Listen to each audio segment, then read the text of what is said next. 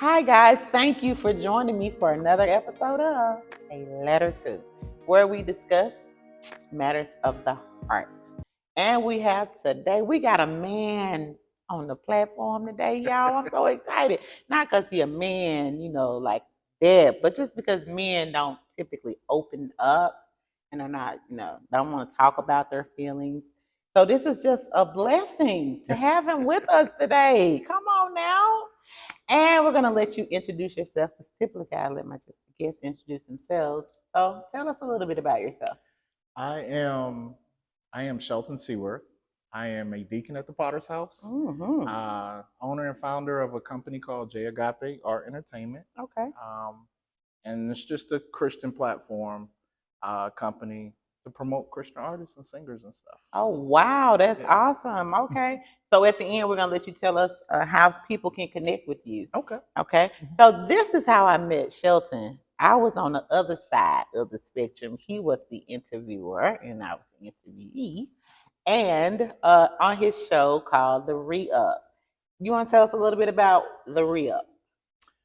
So the re-up is something that I kind of stumbled in, but it's just a podcast that again is a extension of what we do as far as Okay. promoting artists and gifts and talents. We just have a passion for, getting Wow. Christian content out to the world, That's and awesome. that's one of the mechanisms we use. So That is awesome because people and then how you're helping promote people and getting them out there because it's really hard, especially if you were like me. When I first got here, I was new to Texas. I didn't know anybody. People were kind of hush mouth. They didn't want to tell you nothing or kind of like help you along the way because I came from Memphis where I was doing stage plays, and hmm then when I got here, I didn't get a lot of like help that I needed, and so to know that I remember when we did our show, Sonya asked me if we could come on. I was so excited because he offered free publicity and he really wanted to know what the play was about. So it was a great opportunity. I do want to say thank you again for that opportunity. you're welcome. You're Yes, welcome. yes. And so we're glad to have you. He does podcasts. He got me a little nervous. I'm a little rink-a-dink. But I'm on here with a professional, so I hope I do well. I hope I do okay. She's doing great, y'all. She's doing great. But we're here today again to discuss a matter of the heart. As I have said before, little child loss is just, where there's a little child in all of us that has some issues that they haven't dealt with. And so this is a platform where we can speak to those issues. Okay. And so I met Shelton again on the re up, and we were talking about my production. I Want My Daddy. hmm And in the midst of that, he mentioned something about that he could relate to in the play. Yes. And I was just, thinking about that. And I was like, you know what? I want to talk to him about it. So you came to the show, and then we talked about how old you were when you met your dad, but we're not gonna talk about that now. We're gonna let you talk about it. But having seen the play, what type of impact did it leave on you? Because you didn't just see it once, you saw it do that. What impact did it have on you with your upbringing? um. So I love plays like that that are, I think, true to life, right? And it's something that it touched on some points that, again, maybe earlier in my life I had some type of shame for. I didn't want anyone to Mm. know, Hmm. hey, I don't got a father, or Oh my I goodness. didn't know my father or Right, anything right. like that. But it touched on, I think, God's redemptive way of redeeming relationships, Yes, redeeming people back to Him, and yes, and even though they may go through certain obstacles, certain things that happen in their life, right. I could relate to all of the feelings and emotions that Mm, it was a young lady in your cast that was right. going through that situation, but I could relate to all of her emotions that she had with that. Wow. Um, and I'll probably talk about it a little bit later, but I think not in the same pace. Like, Okay. she got it all at once. Yes. By the time I met my father, I had kind of went through some of The those stages. emotions Yeah, already. the stages Yeah, of that. but Yeah. they're all valid and um, valid things that people should experience Right. whenever they have a situation like that, like a parent that they don't get to experience Yes. for a long time in their life. Right, right. So, which leads me to my first question. Mhm. So I know you said that you could relate to it. You were a little embarrassed. So you didn't know your father growing up. No. My father left when I was about 3 or 4 years old. Okay. Well, I don't even know if he was really there, but that was the last time apparently he was kind of in my life. Okay. And I didn't have any type of memory, of him Right. at that particular time. And I didn't see him again until I was 38 years old. Oh my goodness. Yeah. 35 years later. Yes. Wow. Yeah. So being a man, because see, I can tell you guys from a woman's point of view of how it felt growing up without my dad in my life. My biological father, without growing up without him for years and years and years, and then as I got older, I was almost semi-adopted by Bishop Bamon. But how just my whole childhood and even up to mid-teens, just not knowing, and then the feeling of not really embarrassed, but just like, what's wrong with me? What I can't. My mom was like, he was in my, like you said, about 3 years old. Like I probably saw him when I was like 3 or 2, but I didn't even have. I think I had like a faint memory, Mhm. but maybe it was a figment of my imagination. I want to say because ain't no way I remember that. But anyway, it was hard growing up without a dad in my life as a girl. So as a girl, I can tell you that I would have wanted him to pick me up if I fell and scarred my knee, or to even just teach me when I did start dating how a man was supposed to treat me because I was supposed to be his little princess, Mhm. but I didn't have it. So I can tell you, that's my point. I can tell you guys how it feels as a woman, but I don't know how it feels as a man or a little boy growing up without your dad. So are there any instances that you remember or that you hated that he wasn't there? Um, so I'll say this. I think as a man, or as a young boy, it's very similar to what you feel, right? As a man, I'm looking for my father to basically tell me who I am, or tell Oh, that's me, deep. my purpose, Yeah. or tell me, I'm good at this. For example, sports. I was really good at sports, just kind of naturally, but having a father or someone that understands that a little bit more, or how the competitiveness or anything like that, is a little bit different than trying to put all that on my mom. Like Okay. my mom couldn't really teach me. And you hear this all the time about, quote unquote, being a man. Yes. She can tell me, what her thought or her point of view of a man Mhm. is, Mhm. but only a man can really relate to you, um, manhood wise, Okay. on this is how this really feels. This is how you push through. This is how um, you deal with some of these different emotions. So I think growing up, there was some feelings of maybe anger, or I feelings. can see that. I know when I got in my teens, feeling like if my dad was there, maybe I would have, been, selected for like college for sports, or Okay. something like that, or different things like that, where I felt like, a father would have helped me with that. So you experienced some anger in those places where you wish he was there for you when you had sports, because I don't know if there's a lot of, again, I can only say it from a woman's point of view, but with you playing sports, and we watch TV, watch movies all the Mhm. time where kids are playing sports, their parents are there supporting them, the dad is telling them how to hold a baseball, I'm sorry, how to hold a bat. And then you don't have that there. Did your friends, were you in a community of friends that had their fathers, and possibly with you seeing them with their dad, you felt even more anger or resentment? So I had a couple of things, right? My mom, I think, picked up pretty earlier that she wasn't going to be able to teach me how to be a man, so she really put me in the boys' club. Okay. So I spent a lot of my early years growing up in the boys' club. So the first man that taught me how to tie a tie was one of the guys from the boys' club. His name was Okay. Mr. Irvin. Shout out to Mr. Irvin. I don't know if you'll ever see that, but you know, He gonna get this platform about to blow up. Yeah, Mr. absolutely, Irvin, he said thank you. absolutely. And he taught me how to wear my first suit. Oh wow. It was so, I like I said, I went through this state of being angry and feeling like I was missing something out. Mm-hmm.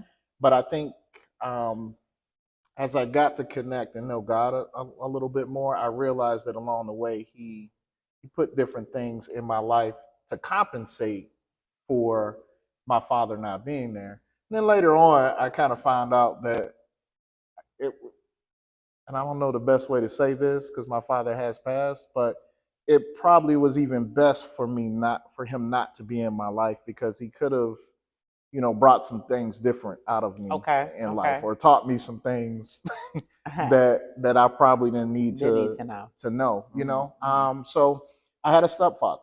Okay. Now, to be honest with you, I did not get along. I wanted to get along with my stepfather. Mm-hmm. So this was one of those things where um, I wanted a dad so bad. I wanted to like him. I Okay. wanted to be connected to him, but he wasn't that great to my mom. And I was Oh, older, and by that time I was old enough. I was probably my mom's defender, 8, 9 years old. yeah. Yeah. I'm I'm the boy. I'm the oldest boy or whatever. So, I didn't really take kind to that, but I went through this, I think, emotional thing of trying to like him because Right. I wanted a dad. I wanted Yes. someone Yes. to be my dad at that point. Yeah. Yeah. Just didn't work out that way. So, So you had other siblings I that were did. known, and you Yes, were the oldest. I was the And oldest. so you felt like you had to be the man. Oh yeah, Yeah. absolutely. Yeah. From day one.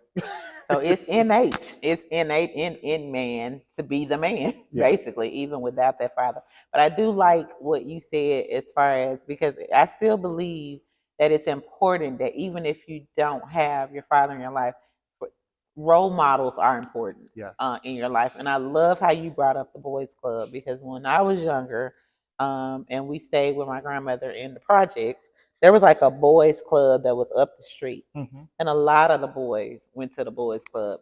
I know a lot of people didn't grow up with their fathers. A lot of people. I mean, and there are some that do. God bless y'all, but there are.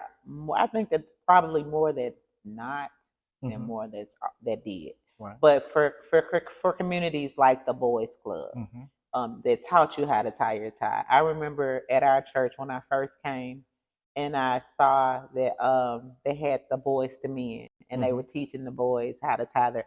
I thought that was the most beautiful thing Yes. because some of them probably don't have fathers, Hmm. but then they have men that are rallying around them, trying to teach them how to be a man. Right. It's important. Yes. It's important. But how you said even the relationship with your stepfather, you were just so wanted a male father in your life that you wanted to accept him, I did. but Hmm. he just made it hard because he's crazy with mama, Yeah. Yeah. A little cray cray. Yeah, a huh? little cray cray. We don't do cray cray. But so not growing up with your dad, and you didn't meet him until 35 years later. Do you have any children? I do. Okay. 5 boys. I have all boys. Oh my Hmm. goodness. See, you just lead me right on into my question. So, okay, so how old were you when you had your first? 21. Okay. Hmm. So, not growing up with your dad and then having sons, how did that because some people take the fact that they don't have or that they turn lemon into lemonade. Yeah. Okay. So you didn't have your father. Hmm. Were you determined that you would be the best father you could be because you didn't have a father? Or you like uncertain about how to be a father because you didn't have a father? Let's talk about raising your voice. Oh, that's a great question, and it's probably a little bit of both.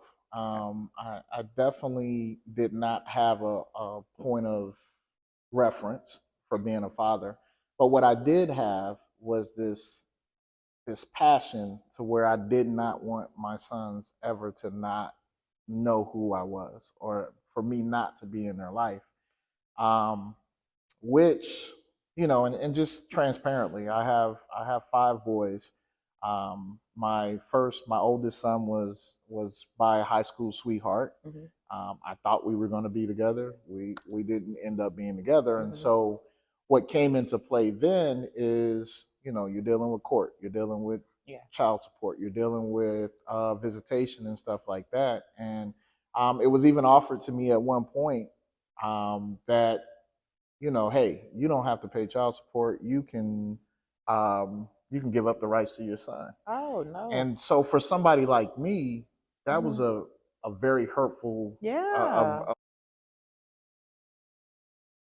a very like, no, that'll never happen. No. We'll go to court for the rest of my life if it Right. involves, me having to be in my son's life. And um, so it put this thing in me, this passion to make sure that no matter what, I was going to be in my son's life. And um, I'm able to say, like, even with the obstacle of us not being together, even when I moved to Texas, I always made sure that I spent as much time as possible with my kids, or that they were with me, and Right. that happened. So and I think that came from the fact that I never wanted them to not know who their father was, because I realized that when I did meet my father, it was like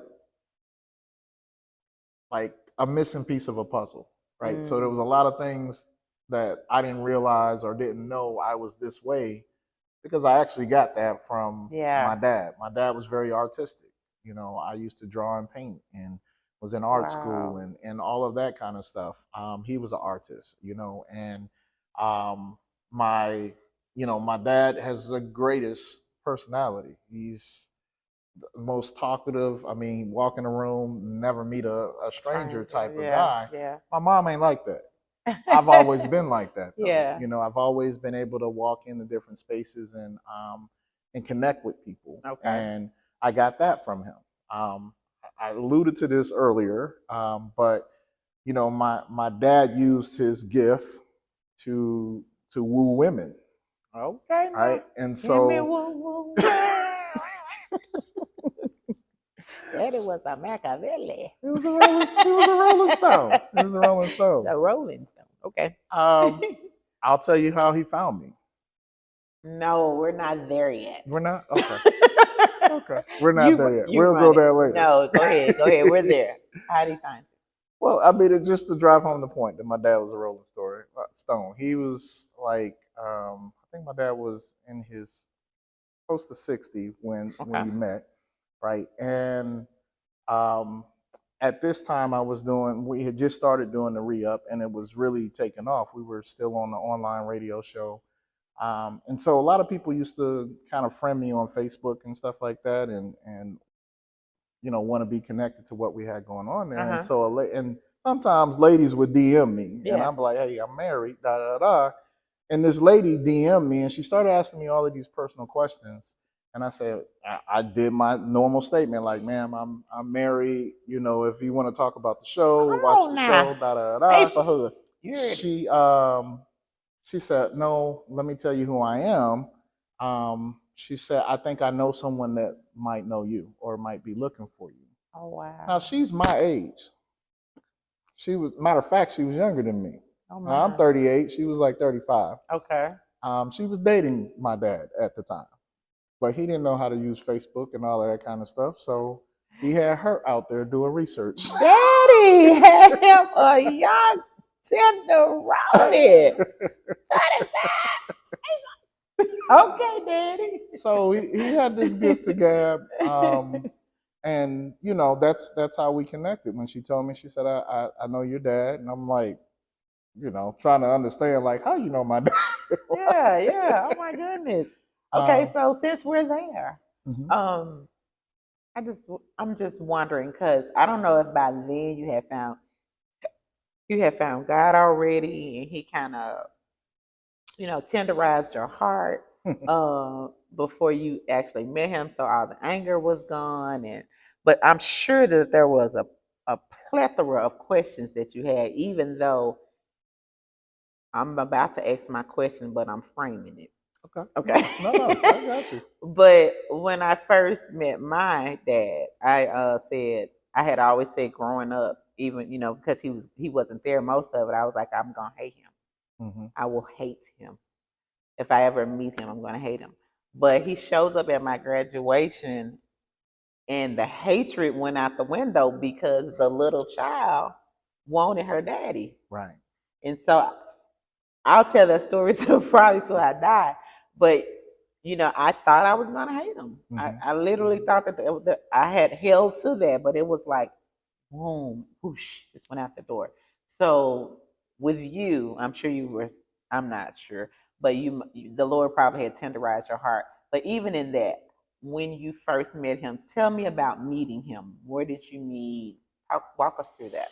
Oh, so we met on the phone Okay. because I was here in Texas and he was still in. By this time, he was in North Carolina. Okay.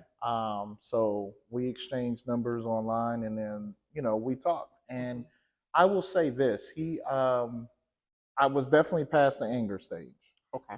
So I was more relieved and thankful to meet him. I Oh, was just that's good. it closed the curiosity that I had. Okay. Like, what did he look like? What did he act like? Mm-hmm. What was he about? Okay. So first thing on the phone, he's joking, he's just being his normal self, but he kept apologizing.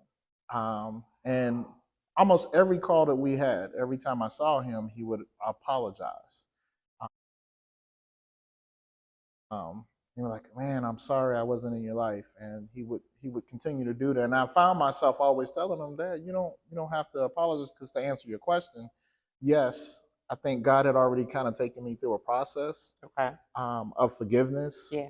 for him, and for just, and even like I said, when I met him, it was even a confirmation, like God did what he needed to put me on the path that I needed to be on. Okay. You know what I mean? He put Mm-hmm. the right people in my life. He put the right things in my life, because again, he could have taught me how to use my personality the way he was using his personality. I didn't really need a lot of teaching for it, because I Okay. was there, but he could have helped me become an expert at it. Yeah. Yeah. Yeah.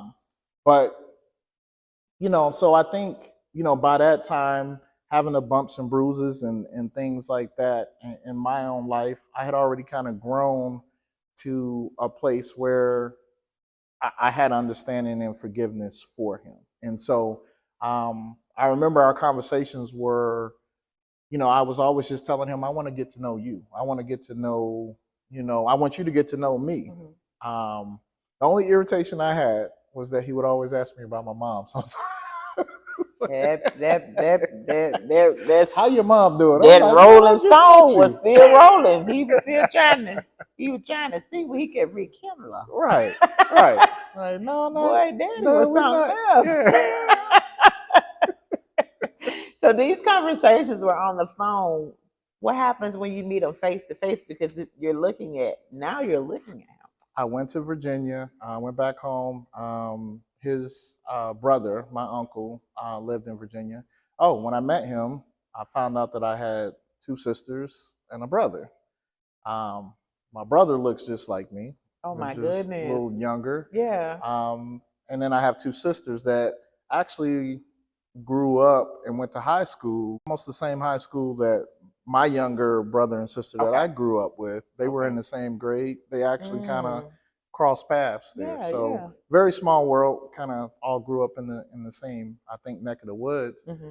Um, but when I met him, so I got to meet him, and I got to meet like basically a whole another part of my family. And that's been a great thing. Just my uncle, he was actually a detective in Virginia, and like a chief Mm. detective. And Okay. I have an aunt that's in the government in California. So it just opened me up to a whole new world of family that I had never knew really existed. Yeah. One of my cousins lives here in Dallas. She's actually come to a couple of our events and stuff Okay. like that. So, Okay. but seeing my dad for the first time, it was, I could see, myself in him. Okay. I can see, you know, um, I could see the similarities, the Mm-hmm. look. Like I said, my little brother that I ended up meeting afterwards, we look a lot alike. So Right. we both look like my dad. So I could even see like those times where I probably was acting like my dad, and you know how your mom look at you and be like, You remind me of your daddy. Just look just like and probably was acting like him. You know what I mean? I don't know, but it was a good experience. My dad was a handyman, so when I met him, he was actually working on my uncle's house.